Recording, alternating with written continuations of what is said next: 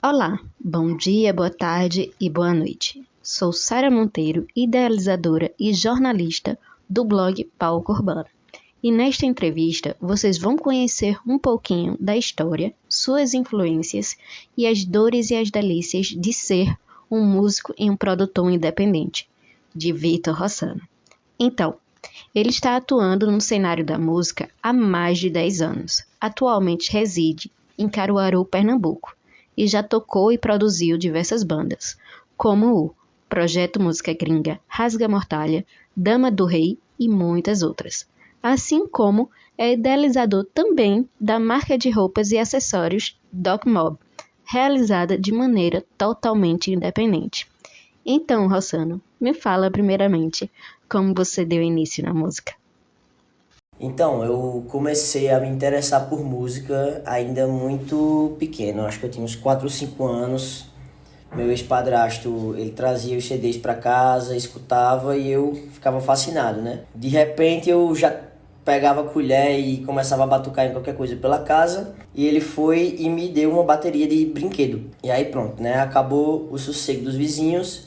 Eu não sabia, não tinha noção de ritmo, mas aí com o tempo eu fui me acostumando com aquilo, né? Do ritmo e tal, do que do som que cada tambor faz e etc. Já tendo essa coisa de batucar, né? E é uma certa noção de ritmo depois de um tempo, eu acabei começando a tocar na igreja. A primeira vez que eu sentei numa bateria de verdade, né? Sem ser de brinquedo, automaticamente eu já sabia tocar, assim, uma levada ou outra, sabe?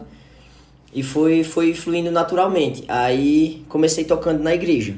E aí nessa época ainda, em 2013, eu tava com 17 anos, eu comecei a tocar na noite, fazer barzinho com meu pai, que também é músico.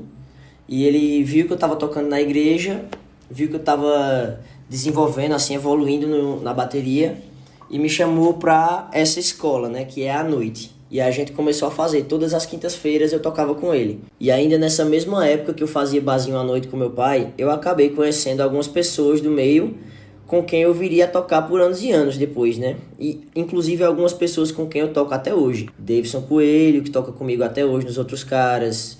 Fernando Lúcio, que toca comigo na Hey Folks. Já no audiovisual, foi um pouco mais pra frente. Em 2015 eu tinha uma banda, né? Uma das bandas que eu tinha feito com o pessoal da escola. Eu tinha essa banda de rock e tal, e a gente eu comecei a ter interesse por compor, porque a gente só tocava cover e tal.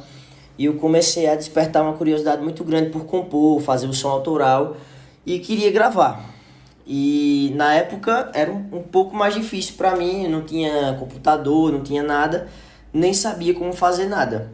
Aí a gente juntou dinheiro, pediu um patrocínio ou outro, compôs as músicas e foi para o Recife gravar. Aí lá nesse estúdio eu comecei a prestar atenção no que o produtor fazia e tal. Tudo que ele fazia eu perguntava como é que é. Aí me despertou muito interesse. Quando eu voltei para Caruaru, depois dessa primeira experiência com o estúdio, com gravação e tal, eu pensei, pô, eu quero fazer também. Eu consigo fazer também. É só estudar. E aí nessa eu juntei uma grana, comprei um micro de 1.500 reais, eu acho, mais ou menos na época. Uma placa de áudio usada com 2 canais por 600 reais, microfone, cabo e acabou. Comecei a traquinar, né, em casa. Gravar um violão aqui, uma voz aqui, um coverzinho aqui e ali. E a partir disso aí eu fui me interessando. E isso foi no ano de 2017. E ainda em 2017 eu comecei a produzir algumas pessoas aqui de Caruaru. Bandas independentes, bandas pequenas que estavam começando agora. E aí eu ia dando uma cantada neles, né? Ó, tô produzindo, se quiser gravar, a gente faz um precinho aqui simbólico. E eu comecei a gravar uma galera daqui. Eu cobrava na época 150 reais pra gravar uma faixa, né? Porque eu tava estudando e, enfim, todo mundo se ajudava. Nesse estúdio que eu fui, em Recife, esse cara que era o dono do estúdio, Michael Douglas, o nome dele, o pessoal chama de MD, ele, além do áudio, da produção fonográfica, ele fazia também vídeo, editava vídeo. E lá eu vi um pouco disso que ele fazia. E eu sempre fui fascinado também por vídeo, fotografia e tal. E todas as oportunidades que eu tive de pegar numa câmera, fazer um vídeo, editar um vídeo, mesmo até no celular às vezes, eu fiz. Então, falando agora sobre influências musicais, quais foram suas influências musicais como baterista? Sobre influências musicais, assim, no meu instrumento, né, que é a bateria, quando se fala em influência, o primeiro nome que eu penso é o John Bonham, do Led Zeppelin, que, como eu falei, né, meu padrasto, ele trazia os CDs para casa quando eu era criança, e ele trazia muita coisa boa, Guns N' Roses e tal, Dire Straits, Bon Jovi, só que a banda que me fascinou, assim, de uma forma absurda, também pelo som de bateria, né, foi o Led Zeppelin. Então, John Bonham, pra mim, é o mestre, assim, é o pai, é o cara que inventou a roda. E ainda nessa época, quando eu tinha a bateria de brinquedo, eu tentava acompanhar as músicas do Led Zeppelin na minha bateriazinha de brinquedo. E o jeito que ele toca, assim, me cativou desde que eu era criança. Então é uma bateria que eu nunca vou esquecer. E na infância eu escutava muito rock clássico e tal.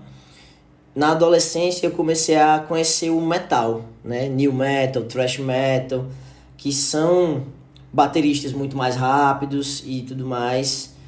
E três caras que me chamaram muita atenção foi o Joey Jordison do Slipknot, que foi uma banda que eu comecei a devorar assim quando eu era adolescente. The Rev, que é o ex-baterista do Avenged Sevenfold, faleceu em 2010. O cara também fazia coisas absurdas que eu na minha fase adolescente, eu simplesmente ainda usava o cara. E o Mike Portnoy, que tocava no Dream Theater. E depois que o The Rev faleceu, ele gravou um disco com o Avenged Sevenfold que, assim, sem palavras, absurdo. Ainda na infância, teve outro cara que me chamou muita atenção, o jeito que ele tocava, que não era nada tão virtuoso, mas o groove me chamava a atenção. Nessa época, uma criança não sabe nem o que é groove, né? Eu não sabia nem o que era groove. Mas aquele swing, aquela sonoridade e aquela malemolência, né, me chamava muito a atenção, que é o Chad Smith do Red Hot Chili Peppers. Eu simplesmente adorava ver e ouvir o cara tocando. E, entre aspas, depois de velho, eu comecei a prestar muita atenção nos bateristas que eu já ouvia desde que eu era criança, mas não tinha noção da magnitude do que é a obra dos caras e o que eles fizeram. Um deles é o Stuart Copeland, que tocava no The Police, que é uma banda de rock, né, mas é cheia de elementos de reggae e tal. E tem umas linhas de baterias muito quebradas, que é totalmente o oposto literalmente o oposto do que vinham fazendo na época, né? Então, Rossano, você além de ser músico, é produtor. Conta aqui pra gente as dores e as delícias de ser um artista e ter uma gravadora totalmente independente.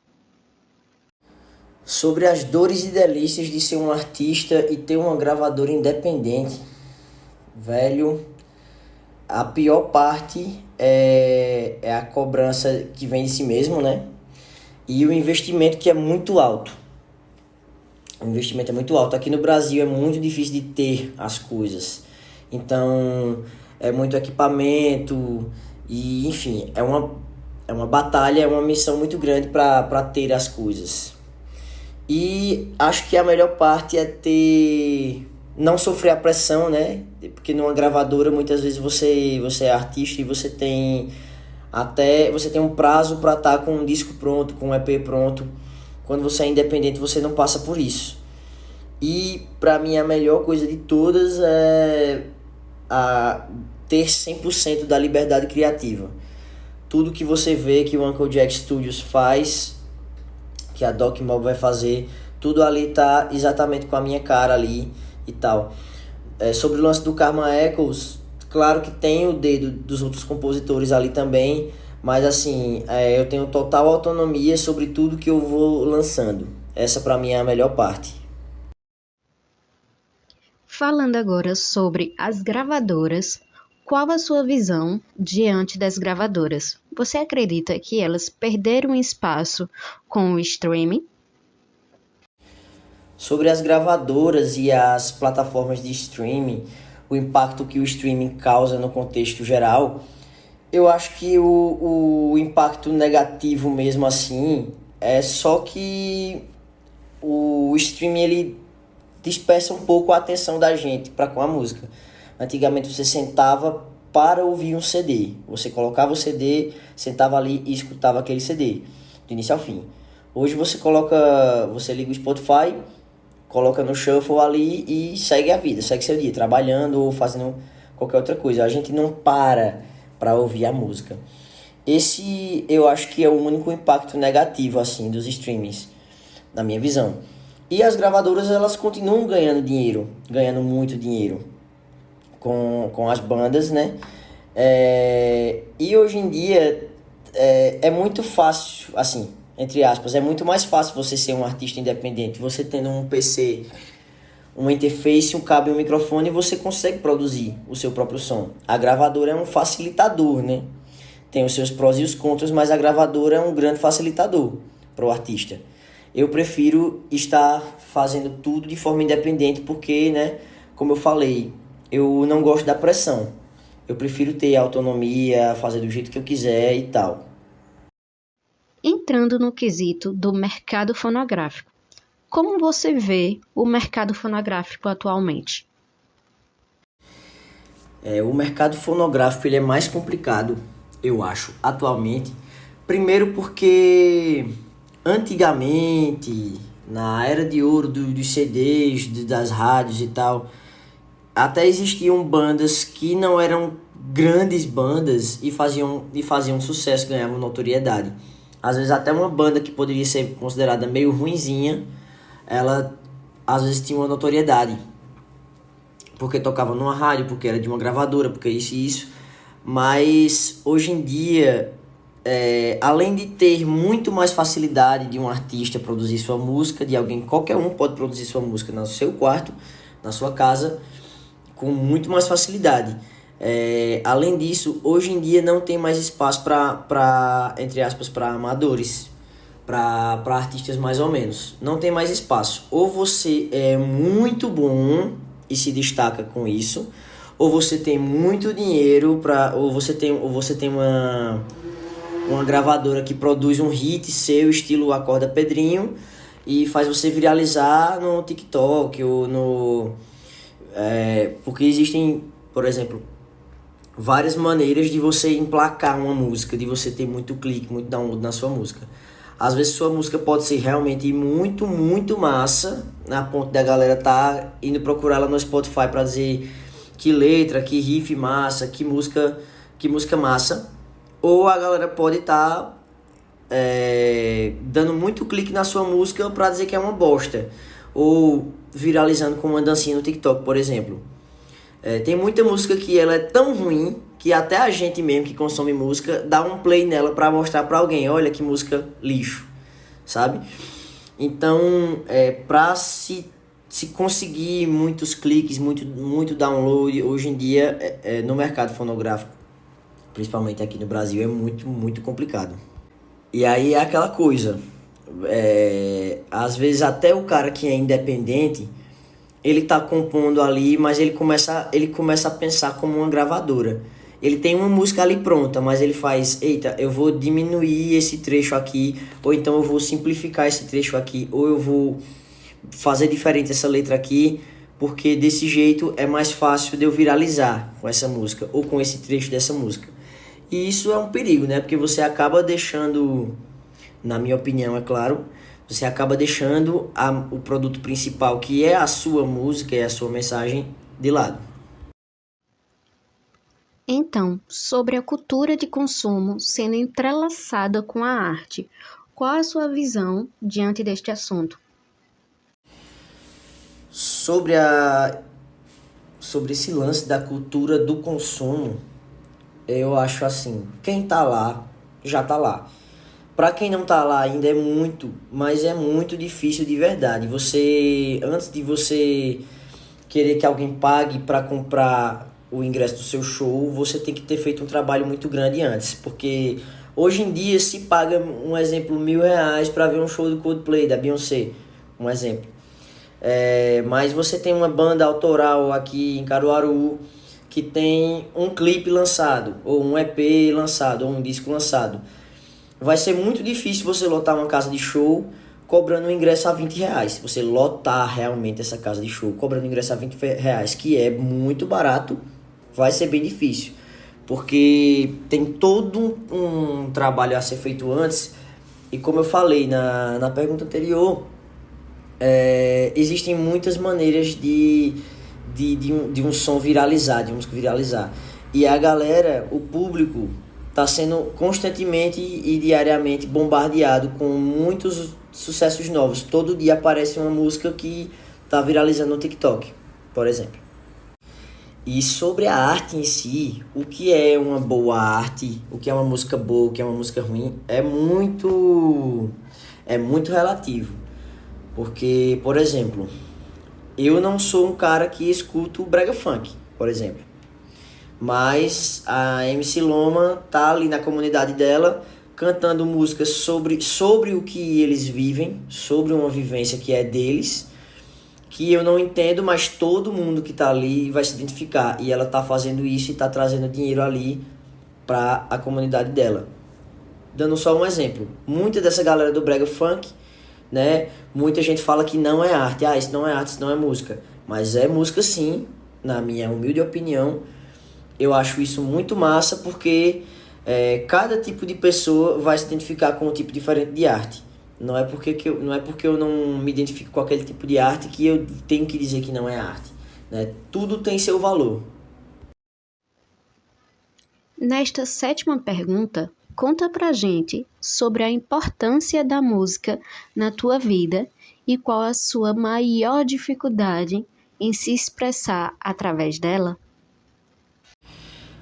A importância da música na minha vida, ela é assim, tá em exatamente todos os setores, todos os lugares, todos os detalhes da minha vida existe a música. Eu respiro isso. Desde que eu era criança, eu não queria fazer nada na vida sem ouvir música. Eu amo ouvir, eu amo ver show, eu amo escrever, eu amo tocar em casa mesmo, por diversão, eu amo me juntar com a galera pra tocar, eu amo fazer show. A minha maior dificuldade em me expressar através da música são os bloqueios criativos na hora. Eu adoro compor. E me orgulho muito das músicas que eu já compus, que já lancei, já botei no mundo. E eu tenho muitas outras músicas que eu já escrevi, já até gravei e nunca mostrei pra ninguém, ou eu mostro pra pessoas chegadas assim, só por diversão mesmo. Mas tem hora que você tem um sentimento gritando ali, você quer escrever sobre, você quer, às vezes não nem escrevendo necessariamente, mas você quer expressar aquilo através de uma levada de bateria, de um instrumental, de um riff ou alguma coisa assim, e não sai, né? A inspiração para você se expressar através da música, ela vem em picos. Você tem que aproveitar ela, assim falando por mim, eu tenho que aproveitar ela no momento que ela vem. E às vezes às vezes você tá no centro resolvendo alguma coisa e vem uma inspiração. Na mesma hora eu pego o celular e gravo com a boca aquilo que veio na minha mente, para não esquecer. Finalizando a entrevista, me conta aqui o que podemos esperar do Vitor Rossano. Quais seus planos e projetos? Sobre as novidades, tem uma que acabou de sair do forno, que é o primeiro single do nosso mais novo projeto chamado Karma Echoes. É um projeto autoral, cantado em português, onde a gente vai estar misturando aí new metal com rap, o trap e algumas outras coisas mais, que a galera vai poder conferir aí com o passar dos lançamentos. A gente vai estar lançando de tempos em tempos. É um projeto que está diretamente atrelado à nossa marca Doc Mob, que eu tenho em parceria com meu brother Igor Santos, que por acaso também é o baixista desse projeto, do Karma Echoes. Esse primeiro single chama-se Welcome to the Mob e tá aí já disponível em todas as plataformas digitais. Tá no YouTube com clipe direto do forno, tá bem quentinho ainda, então vão conferir aí. A gente acabou de chegar, estamos com o single aí direto do forninho, ainda tá fumaçando, então fica de olho aí no que a gente vai fazer. Cola lá no Spotify, no Deezer, Apple Music, segue a gente e fica de olho. Queria finalizar aqui agradecendo ao Palco Urbano, agradecendo demais de coração, foi lindo, maravilhoso. A você, minha comadre Sara Monteiro, e quero deixar aí o pedido para segue todo mundo aí no Instagram, segue a nossa marca DocMob com 2 Bs, se você procurar é a primeiro que aparece. Segue também unclejack.studios, sara.monteiro e é nóis, tamo junto. Até mais.